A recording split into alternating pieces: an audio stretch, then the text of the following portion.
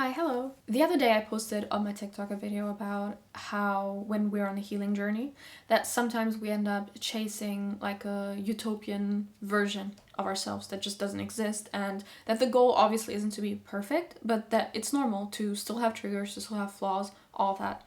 Someone commented under that at this point, all that they see themselves with is flaws. Like they don't see anything outside of them just having flaws, right? And it stopped me in my tracks a little bit. I ended up thinking about like a person like that, like how they are, right? Because a person that comes up with this conclusion is probably a very, very strict critic and is also probably a very analytical person, right? Because for you to even be aware that you have any flaws, let alone like you see nothing but flaws, you probably have like analyze yourself a million different times, right? And if you extract those traits from this specific situation and this conclusion that they drew, those are not bad traits to have. I ended up asking them, so what happens when you point those traits towards something other than yourself, right? You're a very analytical person, you're a critic, great things to have. What happens when you don't just apply those things to yourself? And it opened up my mind to how much suffering we go through because we misroute traits about ourselves. We repress emotions like characteristics or whatever about ourselves to the point that we feel like victims to ourselves, to the point that we feel entirely trapped within ourselves, right? And I think so many traits that we have, if you flip the coin, so one side is like, yeah, like I'm full of flaws, like I don't like myself at all. If you flip it, what's behind that conclusion? Like you don't just like jump to that conclusion. There's a lot of things that bring you there. What brought you there? And like that thing that brought you there, why is it being expressed in this way? And this goes for like a million different scenarios. Like I really just thought about so many scenarios where we deem something as a flaw that is part of the same coin, that if we flip it, not only is it extremely beneficial to us, but it's like fundamental to like creating the reality that we have. It's something within us that needs to be let out, and it can be let out safely, but we don't know how to or where to, or we're afraid to, and so like we just reroute those things back to ourselves. But not everything is for you to fix. Like for example, let's say a child is not being treated right by their parents. It's so much more likely that they will end up thinking that something is wrong with them rather than express their anger, their frustration, their disappointment towards their parents. But it doesn't even have to be like a extremely dramatic scenario like that. Like let's just say you're a very sensitive person, right? So for example, like you go into a room and you can just very quickly kind of sense the atmosphere of the room. You can sense very quickly when a person's tone changes, or you know, when something is off. Like you're very quick to be able to see that. That can make you very quickly, like a very angsty person, that can make you walk into any room on your tippy toes because somehow it just gets like just immediately thrown back to you.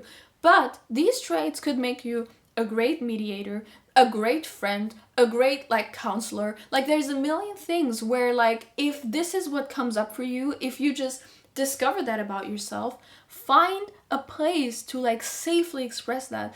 If you find yourself in a place where these traits are just firing back at you in a way that it eats at you and your self-esteem, that's a warning sign. But that's not a warning sign that you're just off, you're just wrong, like you're just a faulty person. That just means that there's something there that needs to be expressed outwardly or differently than you've been doing. And I think that's why sometimes we end up with extreme thinking, like I just want to change my entire life, like I want to revamp my entire life. Like I see so many, and I'm not saying there's like inherently something wrong with it, but I see so many like posts about like this is how I changed my life like in 2 weeks or something like that. And like you have to think like why do you have to change your entire life? Like what is really so wrong about your entire life that you just need to flip everything over? And I think sometimes that just comes from just repression upon repression upon repression upon repression, to the point that you feel trapped and all you can think of is escaping. And the thing is, once you have that discernment to actually question those errors and flaws that you see about yourself, and direct them in the correct direction, you will still make changes about your life. Like, you're never static. Like, you will still realize that, like, okay, this needs to be expressed in this way, so I need to change my life in this way so I can be able to express who I am and create the reality that I'm supposed to live. But it won't send you down a road of like flipping your entire world over. At the end of the day, this is also about having boundaries with yourself. Like, a boundary, very simply put, is like where you end and where the world begins, right? And this goes for you as well. Like, not everything you feel is just to be fixed within yourself. Like, that's how your body works. Like, you will feel things on the inside, but that doesn't mean that you have to fix everything on the inside. It just, that's your way of your body communicating with you, but the solution might still be outside of yourself. Not outside of yourself as in like something will save you, but as in like it needs to be expressed outside of just your inner world, your brain, just constant ruminating. You can't have the entire world on your shoulders. So if you're watching this right now, right, and let's say you have troubles with, there's just so many examples for that, but let's just say you grew up in a way that just was not healthy, right? Your caretakers did not take care of you the way that we were supposed to, right? And now you feel maybe ashamed of not having certain things or like feeling behind. But you get angry with yourself. Like, you feel that shame. Where does that shame belong? Does it belong to you? Is it your fault that you weren't set up with certain things that you were meant to have? By the way, it doesn't mean that you're a victim to your caretakers. You have agency over your life, and you can do it regardless of what you were set up with. But I'm just saying, that shame that you feel is very different from the recognition that someone else failed you. You don't need to feel shame for that. Leave that shame where it belongs to. Do you feel like you're not allowed to feel angry towards them? You are. Do you feel like you would be ungrateful if you thought that? And I think that's very important, because when you deal with these sort of issues, you police your own emotions, you police your own thoughts. Like, you feel the anger coming up and you just like swallow it back down, even though no one would know.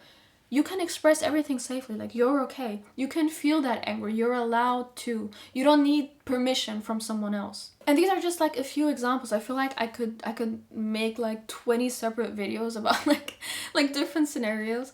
And I know that the topic of family came up a few times under my videos, where like it deals with like agency, responsibility of your life, and like suffering. And then a lot of people are kind of like, well, in my case, it's family, and I think that goes hand in hand with what I just said at the end there about, like, sometimes you feel like you're not allowed, like, literally, you're still kind of a child a little bit, and you feel like you're not allowed to feel certain things or think certain things because it was imprinted on you that you're not allowed to, and you're just supposed to be forever grateful even though you went through circumstances that were just extremely bad for you. And I think, like, sooner or later I will make a video about that. I think I just haven't collected my thoughts fully about that yet. Thank you for watching. Take very, very good care of yourself, and I will see you very, very soon. Bye.